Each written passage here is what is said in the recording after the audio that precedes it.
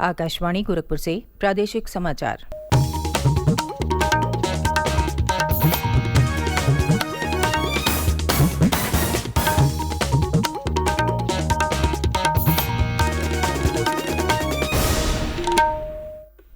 नमस्कार, समाचार बुलेटिन के साथ मैं सुकेत अस्थाना। पहले मुख्य समाचार।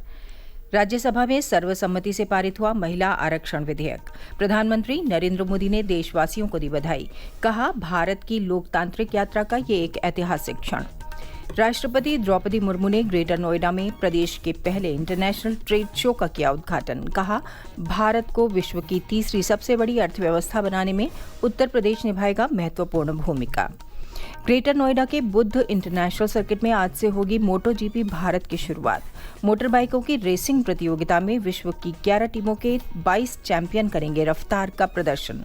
और मौसम विभाग ने आज पूर्वी उत्तर प्रदेश के कई स्थानों पर तेज वर्षा का जताया अनुमान।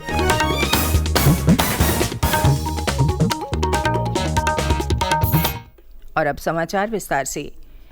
राज्यसभा ने ऐतिहासिक महिला आरक्षण विधेयक को सर्वसम्मति से पारित कर दिया है। दिन भर चली लंबी चर्चा के बाद उच्च सदन में कल विधेयक के समर्थन में 215 वोट पड़े, जबकि विरोध में एक भी वोट नहीं डाला गया। इसी के साथ 128वें संविधान संशोधन विधेयक को संसद के दोनों सदनों की मंजूरी मिल गई है। लोकसभा ने एक दिन पूर्व 2/3 बहुमत से नारी शक्ति वंदन अधिनियम को पारित किया था। लोकसभा में विधेयक के पक्ष में 454 वोट, जबकि विरोध में केवल 2 वोट पड़े थे। राष्ट्रपति की मंजूरी के बाद यह कानून बन जाएगा। इससे लोकसभा और राज्य विधानसभाओं की 33% सीटें महिलाओं के लिए आरक्षित होंगी। प्रधानमंत्री नरेंद्र मोदी ने संसद में विधेयक के पारित होने पर सभी देशवासियों को बधाई दी है। उन्होंने इसे देश की लोकतांत्रिक यात्रा का एक ऐतिहासिक क्षण बताया। श्री मोदी ने सभी राज्यसभा सांसदों को नारी शक्ति वंदन अधिनियम के पक्ष में वोट करने के लिए उनका आभार व्यक्त किया। उन्होंने कहा कि सर्वसम्मति से विधेयक का पारित होना बहुत उत्साहित करने वाला है।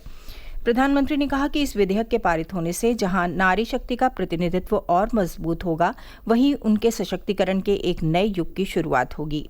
उन्होंने कहा कि ये सिर्फ एक कानून नहीं है, बल्कि इसके जरिए राष्ट्र निर्माण में अमूल्य भागीदारी निभाने वाली देश की माताओं, बहनों और बेटियों को उनका अधिकार मिला है।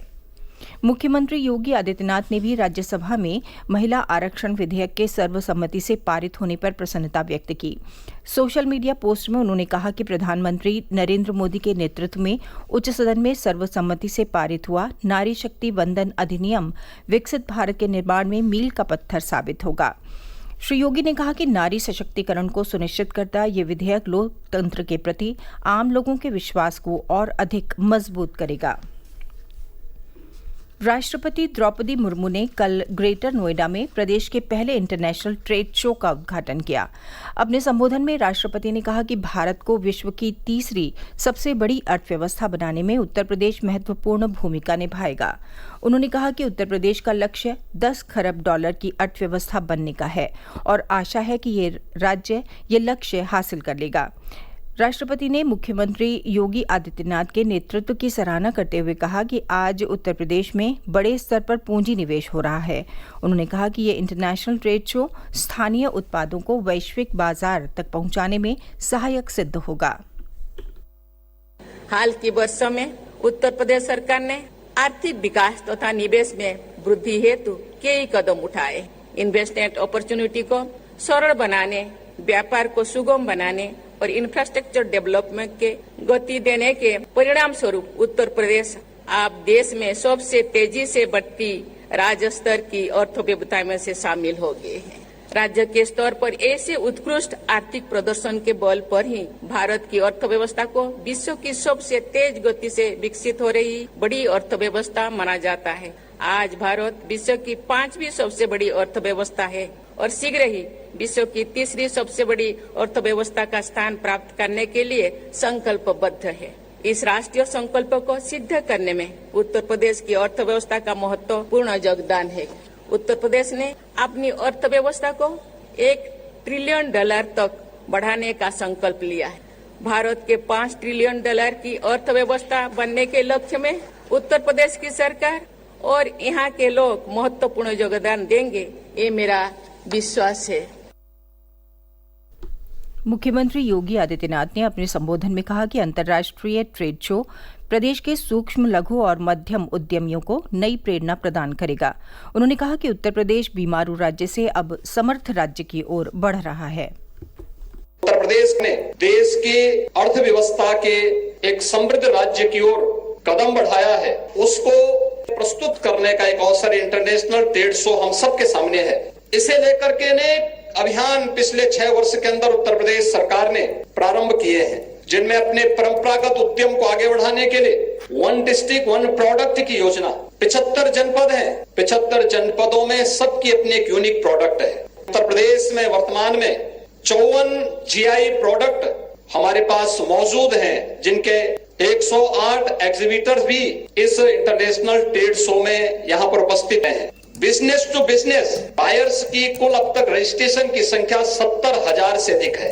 लगभग 2,000 से ऊपर एग्जीबिटर्स इसमें प्रतिभाग कर रहे हैं और लगभग 70 देशों की सहभागिता भी इस इंटरनेशनल ट्रेड शो में हम सबके सामने नए भारत, एक नए उत्तर प्रदेश को प्रस्तुत करती है।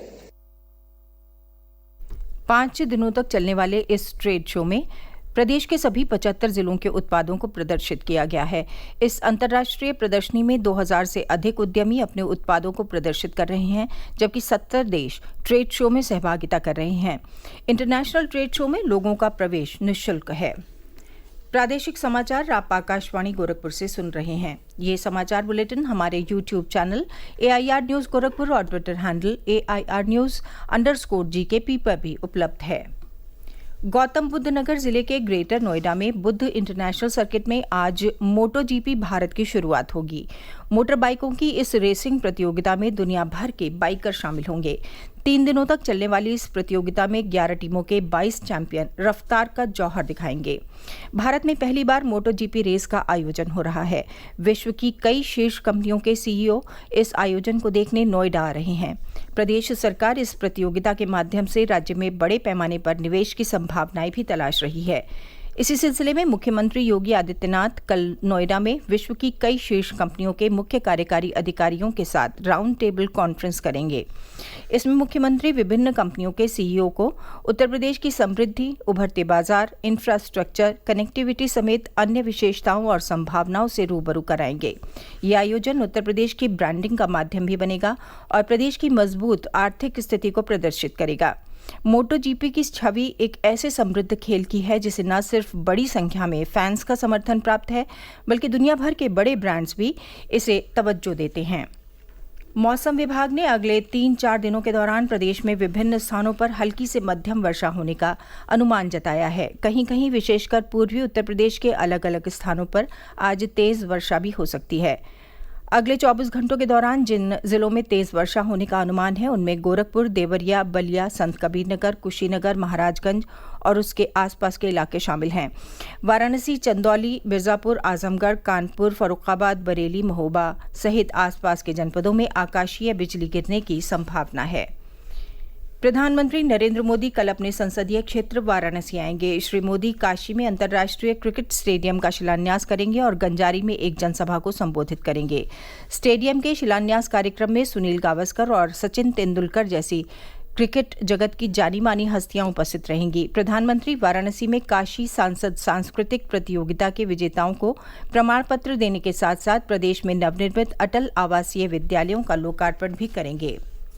स्वच्छता पखवाड़ा के तहत प्रदेश भर में साफ सफाई का विशेष अभियान चल रहा है। आजमगढ़ जिले में विकासखंड रानी की सराय की ग्राम पंचायत कोटवा में कल साफ सफाई अभियान चलाया गया। मंडलीय उप निदेशक पंचायत संजय कुमार बरनवाल ने लोगों को स्वच्छता की शपथ दिलाई।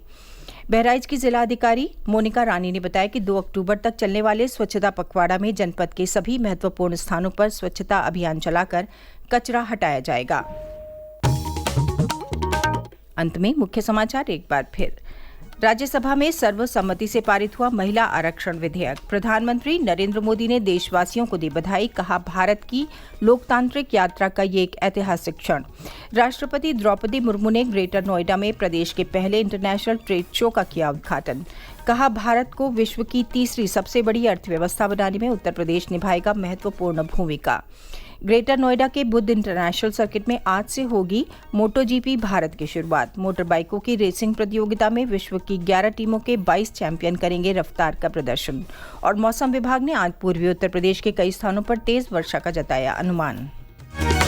इसके साथ ही समाचार बुलेटिन समाप्त हुआ। नमस्कार।